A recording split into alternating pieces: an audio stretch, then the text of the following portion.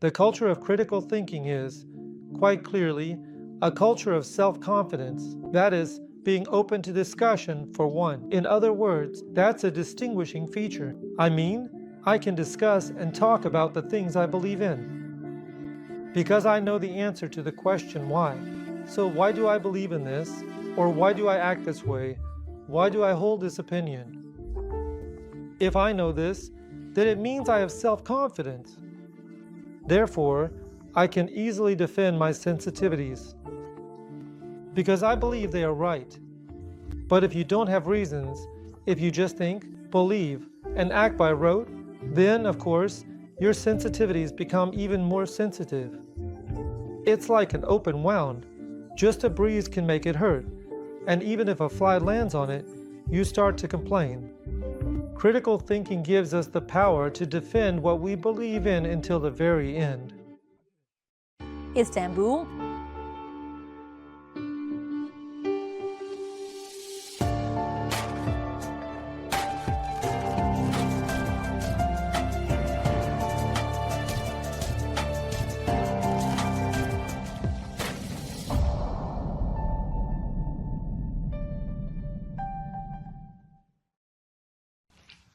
Hello to everyone from the school, dear viewers. This week, our guest is Dr. Yasin Ramazan.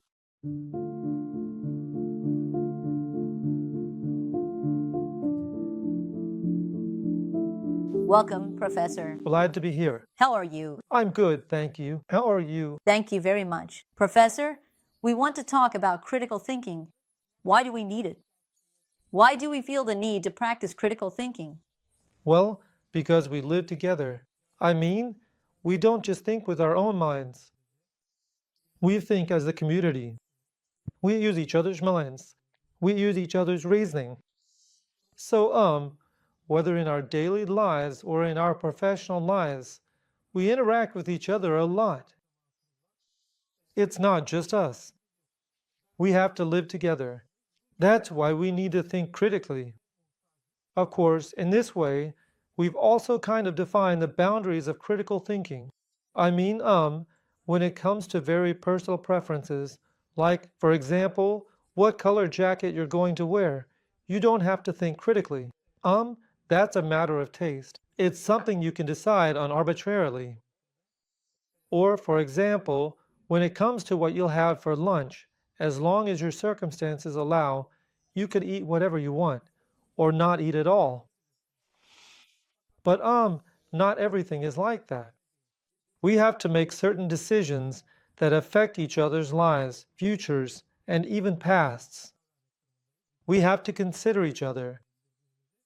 When this comes into play, that's when critical thinking becomes important. So, let's say a judge shouldn't make arbitrary decisions. When making a ruling in a case, they need to make a decision that takes justice into account, because the decision they make will affect everyone's lives. In the same way, when a doctor is about to apply a treatment method, they can't make an arbitrary decision. It has to be a decision that is accountable and has clear reasons. They have to think about this, so that another doctor can, determine whether their decisions are right or wrong, and either approve or reject them. Actually, what we're talking about here is reasoning. We're talking about certain criteria that need to be taken into consideration. But when we look at the concept of critical thinking by itself, it's often understood in a negative way. It seems like it's mostly associated with the negative side of the concept of criticism. But actually, we're talking about something different. I mean, of course, the word critical also has a negative meaning in English. In everyday use, if someone criticizes you or is critical of you, you don't like it. Because, well, there's something there that suggests the way you are isn't the way you should be. So it does have a somewhat unsettling aspect. In everyday life, of course, criticism is generally thought of as something entirely negative. But actually, criticism is extremely positive because it makes dialogue possible, it enables exchange, and it allows us to share opinions and information with each other. It's essential for living together and for developing and growing together. In other words, it's inevitable. If I continue with the example I just gave, when a doctor thinks critically while making a decision, It allows another doctor to see whether those decisions are right or wrong, and in this way, a more accurate treatment can be provided. Otherwise, everything would be very arbitrary. Or, for example, a manager doesn't make decisions arbitrarily when running a place. They establish a way of thinking that is open to everyone's scrutiny. And we can criticize whether those justifications are right or wrong. It might make us feel a bit bad because it disrupts our sense of arbitrariness. In other words, it might be creating an ego pressure. But actually, this is a matter of habit. As we criticize, just as we need to learn how to criticize without taking it personally, we also need to understand how not to take criticism personally when we are criticized, and be able to figure out what to respond to or how to fix things. It's like a struggle with ego, Professor. That's exactly how it is. I mean, it feels like an attack on your ego. For example, let's say you're writing a book. Some people like the book, some people don't. Criticism, this is a very important point. Criticism can be about ideas, or it can be about behaviors. A person shouldn't be criticized, because a person is outside the layer of criticism. What are we actually criticizing? We criticize whether an idea is right or wrong, or whether a behavior is appropriate or not.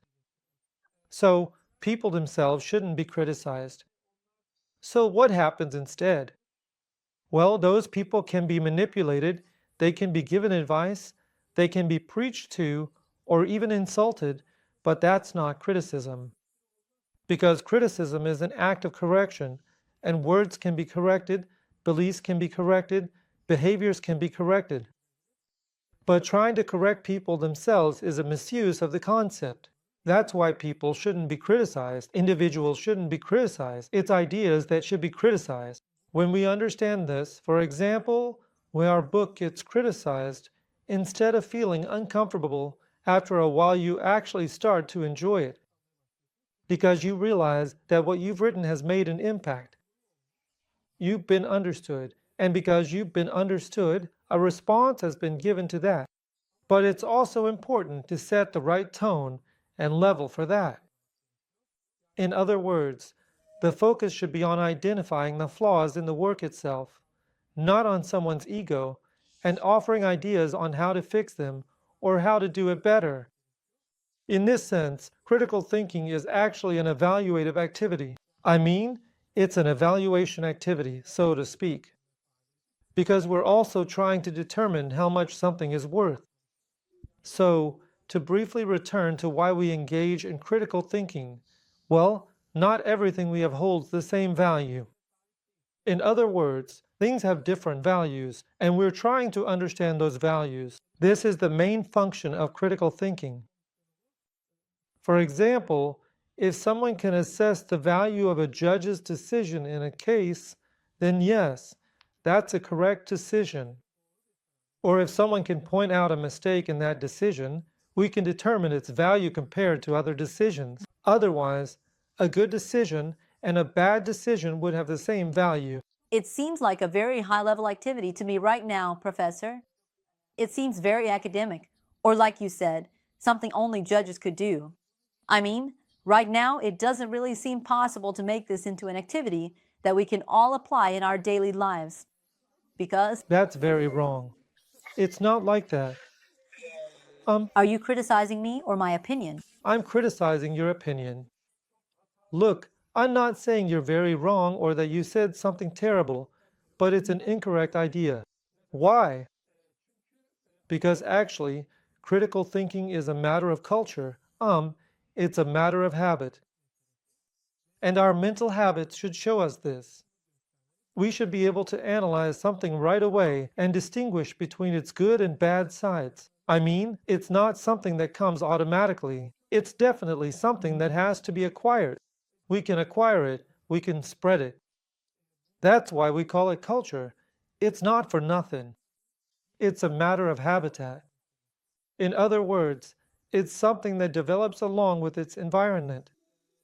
And most of the things that make up that environment are things like goodwill, tolerance, and listening. Actually, it consists of virtues. For example, my listening to you You're listening to me. These are virtues that give rise to critical thinking. Now, for instance, the things we say in this program. My claims are always open to criticism. Because I'm human too, I can make mistakes. If there is a mistake and it's pointed out, that means I've been listened to, and that's an opportunity for me. I mean, I could say something, write something, or create a product, but just throw it out into the void.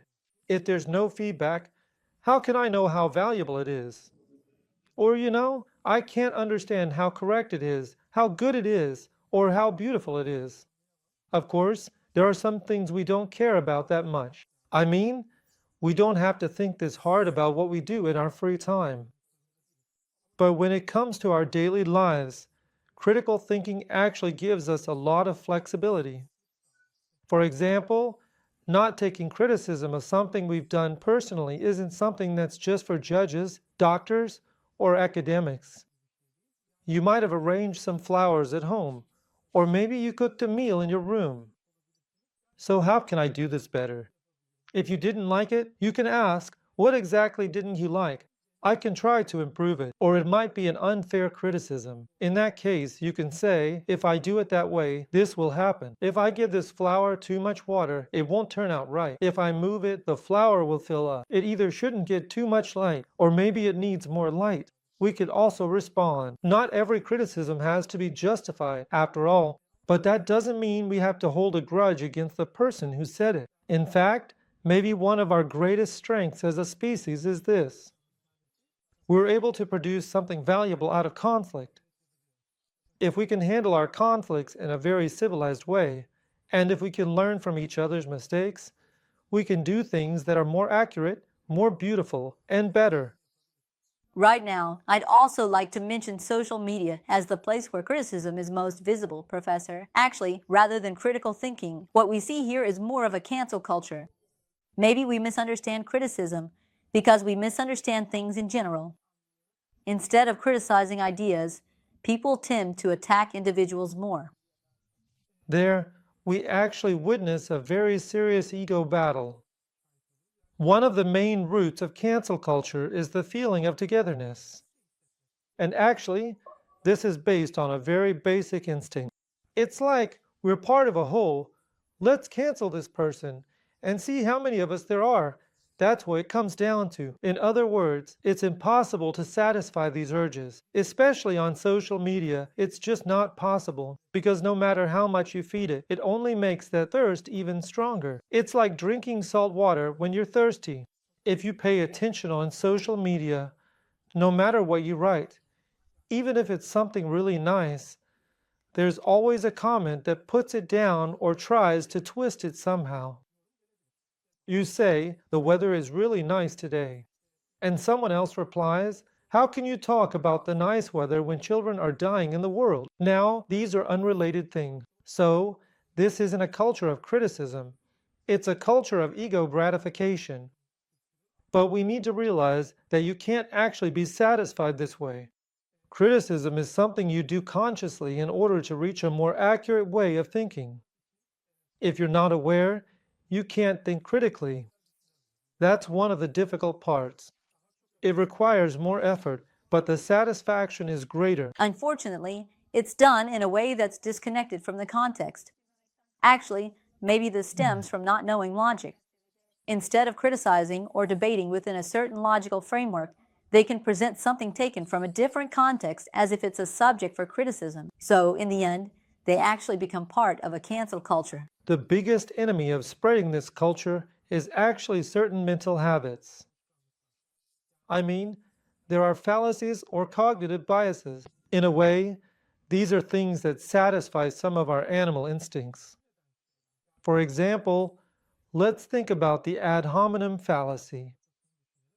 Instead of evaluating what the other person is saying, you start judging their words based on who they are.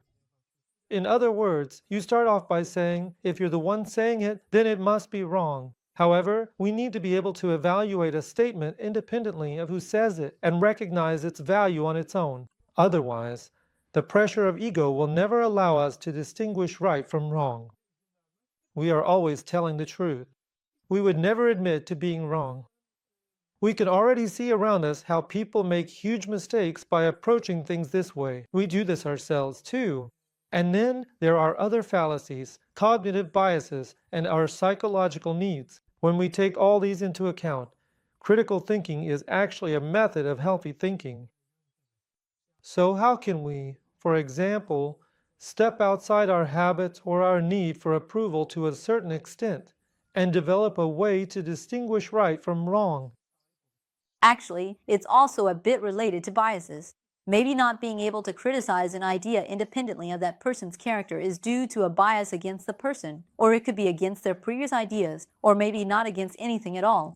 It could be directly about their existence. So it could be a generalization. For example, there are faulty generalizations. Again, that's one of the things that prevents critical thinking. I mean, way too many generalizations. Like, all women are like this, all men are like that, Turks are this way, Kurds are that way, and so on. These are really broad statements that are almost impossible to control. Maybe in our daily conversations, we use these kinds of statements very easily. But if we're being honest, if we take a critical approach, for example, there are 4 billion women and 4 billion men in the world. We should be able to realize that all generalizations are going to be flawed. Are all generalizations flawed, Professor? No, except for one. When we say this, Except for one, all generalizations are flawed. so how can we tell if we have a culture of critical thinking? How should we distinguish this? A culture of critical thinking is, quite clearly, a culture of self-confidence. That is, being open to discussion for one thing. This is a distinguishing feature. In other words, I can discuss and talk about the things I believe in, because I know the answer to the question why. I mean, why do I believe in this? Or why do I act this way? Why do I hold this opinion? If I know this, it means I have self-confidence. Therefore, I can easily defend my sensitivities, because I believe they are right. But if you don't have reasons, if you just think, believe, and act by rote, then of course your sensitivities become even more sensitive, like an open wound. Even a breeze makes it hurt, and you complain even if a fly lands on it. Critical thinking gives us the power to defend what we believe in to the very end. At the end of our discussions, it turned out that we were wrong. We have nothing to lose, because if the other view is correct, we simply accept the truth. It's that simple. So, critical thinking teaches us to be self-confident, and as we become more self-confident, we can think even more critically. We can examine the variables both in terms of our own beliefs and those of others. And by examine, I don't mean to control them, but rather to monitor them. We can monitor them. We can see what is variable and what is constant, and this brings us to another feature of the culture of critical thinking. The culture of critical thinking is a culture of knowing boundaries. In other words, it's the culture of understanding, knowing, and being aware that nothing is limitless, and that we ourselves have boundaries too. The better we know our boundaries, in other words, if we know the limits of our knowledge, for example, we also have the opportunity to reach what we don't know. For instance, I'm a philosopher. If you ask me a question about economics, the answers I give could be very misleading. Because, my knowledge of economics is only sufficient for myself. I can't convey this to you. It's like my choice of jacket, just a personal preference. But if you ask that question to an economist, they can answer it in a way that you can also follow. So, knowing our boundaries, knowing the limits of our knowledge, knowing the limits of our experience, for example, is important. Let's say you've never been to Mongolia. You've never read anything about Mongolia. In a culture of critical thinking, we learn that we shouldn't make generalizations about Mongolia. Because, simply put, we don't know. We have our limits. We can't know everything. We have limits when it comes to history. We have limits when it comes to geography. We have cognitive limits. We have limits when it comes to language. So with all these limitations, how are we supposed to think? That's the main question here. And I actually think that limitation gives rise to creativity in every sense. For example, if a word has no boundaries to its meaning, then that word doesn't mean anything at all. Take the word truth, for instance. It's kind of like that. If its boundaries aren't clear, you could call anything the truth. Even if truth itself is limitless, its definition still needs boundaries. That's what I mean. And if we don't know these boundaries, we can use anything in any way. And that doesn't allow us to distinguish between right and wrong. And the culture of critical thinking shows us this.